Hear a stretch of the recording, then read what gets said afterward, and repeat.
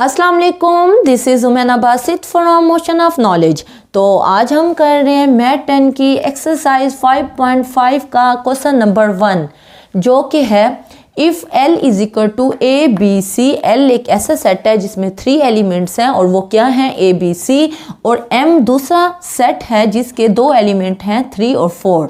Then find 2 binary relations. हमने 2 binary relations को find out करना है of L cross M and M cross L, यानी L cross M के 2 अलग से बाइनरी रिलेशन मालूम करने हैं। फिर उसके बाद M क्रॉस L के भी 2 अलग से बाइनरी रिलेशन फाइंड आउट करने हैं। टोटल हमने 4 बाइनरी रिलेशन फाइंड आउट करने हैं, 2 L क्रॉस M के और 2 M क्रॉस L के। तो सॉल्यूशन में सबसे पहले हम L क्रॉस M के बाइनरी रिलेशन लेते हैं। तो हम सॉल्यूशन में लिखेंगे फॉर किसके लिए, पहला जो है वो क्या है, L cross M। 2 binary relation क्या होंगे, बाइनरी रिलेशंस आर, तो आप कोई भी बाइनरी रिलेशंस ले सकते हो। तो R1 हम कह देते हैं binary relation R1 L cross M का। तो L क्रॉस M का तो पहला एलिमेंट L का होगा और दूसरा एलिमेंट M का होगा। तो कोई भी हम खुद से ले लेते हैं, पहला A लेते हैं, यानी कि L सेट का हम एलिमेंट लेते हैं, A ले लिया। दूसरा हमने सेट M का एलिमेंट लेना है तो हम 3 ले लेते हैं। ये एक हमने ऑर्डर पेयर बना लिया। तो हम कोई दूसरा भी ऑर्डर पेयर बना लेते हैं, तो B ले लेते हैं। उसके बाद हम इसका दूसरा एलिमेंट ले लेते हैं, 4 ले लेते हैं। दूसरा ऑर्डर पेयर बन गया। फिर हम कोई तीसरा ऑर्डर पेयर बनाते हैं, तो हम क्या करते हैं, C को फिर से 3 के साथ लिख देते हैं। कोई भी आप लिंक बना सकते हो, A को 4 के साथ भी लिख सकते हो, B को 3 के साथ लिख सकते हो। कोई भी आपने ऑर्डर पेयर बनाना है, बस आपने देखना ये है कि जो ऑर्डर पेयर हो, ऑर्डर पेयर किसे कहते हैं, जो इस ब्रैकेट में लिखा हुआ है इसको ऑर्डर पेयर कहते हैं। इसमें जो पहला एलिमेंट है वो सेट L से हो और दूसरा जो एलिमेंट है वो सेट M से हो। कोई भी आप रिलेशन बना सकते हो। ये पहला हमने रिलेशन बना लिया किसका, L क्रॉस M का। पहला एलिमेंट L से होगा और दूसरा एलिमेंट M से होगा। 3 4 3 जो है वो M से है, A B C जो है वो L से है। इसी तरह हम दूसरा बाइनरी रिलेशन लेते हैं जिसको हम R2 कहते हैं। तो इसमें भी हम कोई से ले लेते हैं। A को पहले हमने 3 के साथ लिया, तो अब A को 4 के साथ ले लेते हैं। कोई भी हमने सेट बनाना होता है, कोई भी ऑर्डर पेयर बनाना होता है, कोई भी रिलेशन बनाना होता है, तो A को हमने 4 के साथ लिख लिया और यहाँ B को हम 3 के साथ लिख लेते हैं। और कोई तीसरा भी ऑर्डर पेयर बना लेते हैं, ना बनाए तब भी ओके है, बना लेते हैं तब भी कोई मसला नहीं है। तो C को हम किसके साथ लिखते हैं, C को हम फिर 4 के साथ लिख लेते हैं। ये हमने 2 बाइनरी रिलेशन बना लिए किसके, L क्रॉस M के। अब हम M क्रॉस L के बाइनरी रिलेशन बनाएंगे, तो लिखेंगे for M cross L binary relations. अब बाइनरी रिलेशन जो अब यहाँ हम बाइनरी रिलेशन बनाएंगे, तो पहला एलिमेंट M से होगा और दूसरा एलिमेंट L से होगा। तो R1 R2 हो गए हैं। उसके बाद हम R3 इसको नाम दे देते हैं। तो R3 में हम क्या लेते हैं, अब पहला हमने M से लेना है, दूसरा L से लेना है। तो 3 को हम क्या लिखते हैं, A के साथ लिख देते हैं। 3 को हमने A के साथ लिख दिया। तो 4 के बाद हमने A लिख लिया। अब हमने इसमें 2 ऑर्डर पेयर बना लिए, इसमें कोई मसला नहीं है। अब हम चौथा बाइनरी रिलेशन बनाएंगे, उसको हम R4 कहेंगे। उसमें भी हम ऑर्डर पेयर लिखते हैं। तो हम क्या लिखते हैं, हम 3 और B का कम्बिनेशन बना लेते हैं, फिर 4 B का कम्बिनेशन बना लेते हैं, फिर कोई और ऑर्डर पेयर लिखते हैं। क्या लिखते हैं, 3 को C के साथ लिख लेते हैं, फिर 4 को भी C के साथ लिख लेते हैं। ये हमने 4 ऑर्डर पेयर बना लिए। तो ये हमारा L क्रॉस M का पहला बाइनरी रिलेशन हुआ और L क्रॉस M का दूसरा बाइनरी रिलेशन। ये 2 binary relation L cross M के हो गए और ये 2 binary relation M cross L के हो गए। तो क्वेश्चन नंबर 1 आपका हो गया है। अब हम चलते हैं क्वेश्चन नंबर 2 की तरफ।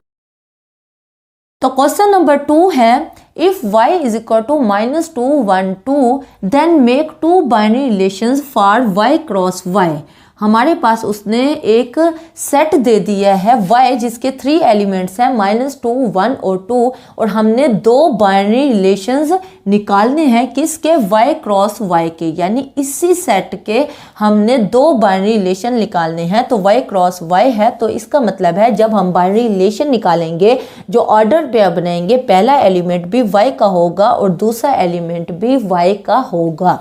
Also find there domain and range, जो बाइनरी रिलेशन हम 2 निकालेंगे उन दोनों बाइनरी रिलेशन के हमने डोमेन भी फाइंड आउट करनी है और रेंज भी फाइंड आउट करनी है।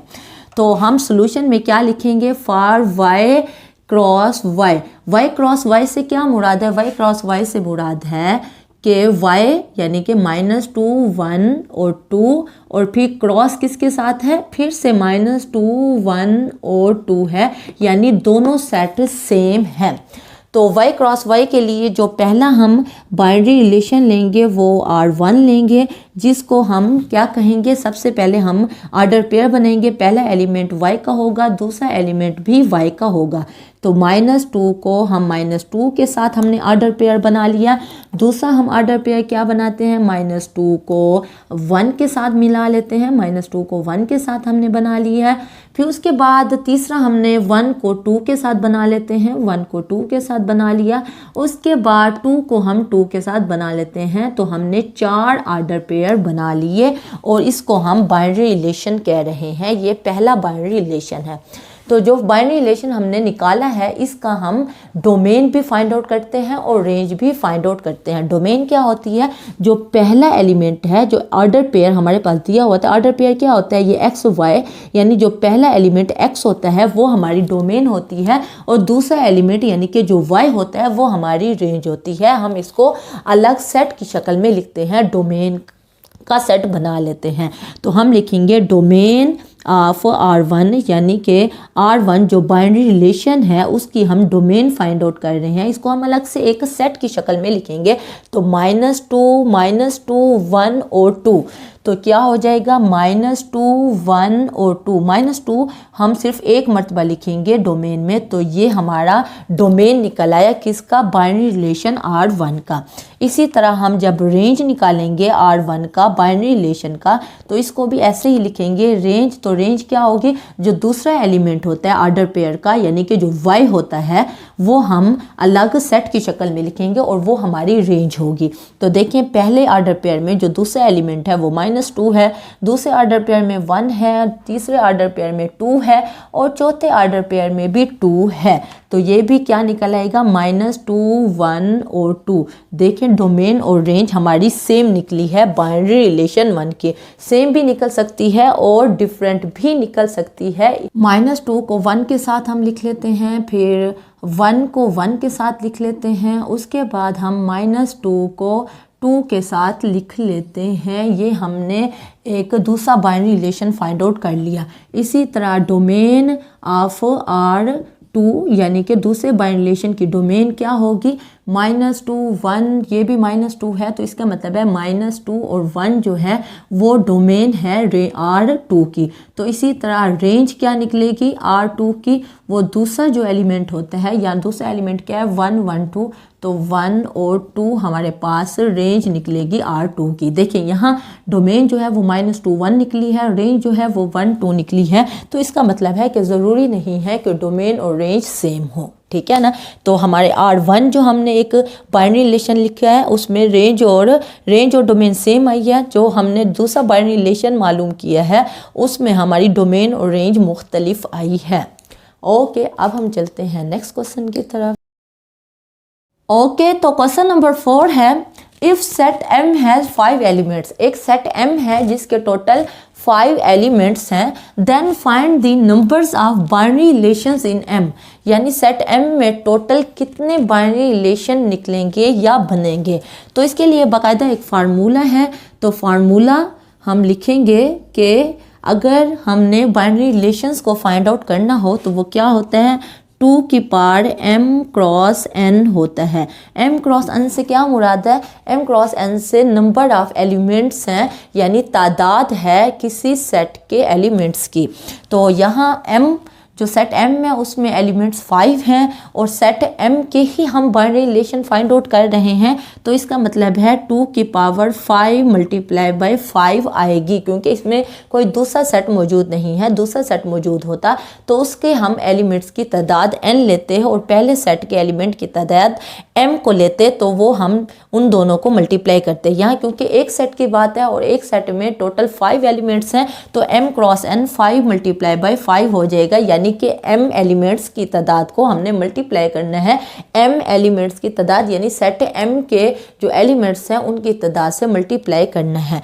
तो 5 मल्टीप्लाई बाय 5 क्या हो जाएगा, 2 की पावर 25 हो जाएगी। और ये हमारा आंसर होगा कि एक सेट m जिसमें एलिमेंट्स 5 हैं उसमें बाइनरी रिलेशन कितने बनेंगे, उसमें बाइनरी रिलेशन बनेंगे 2 की पावर 25।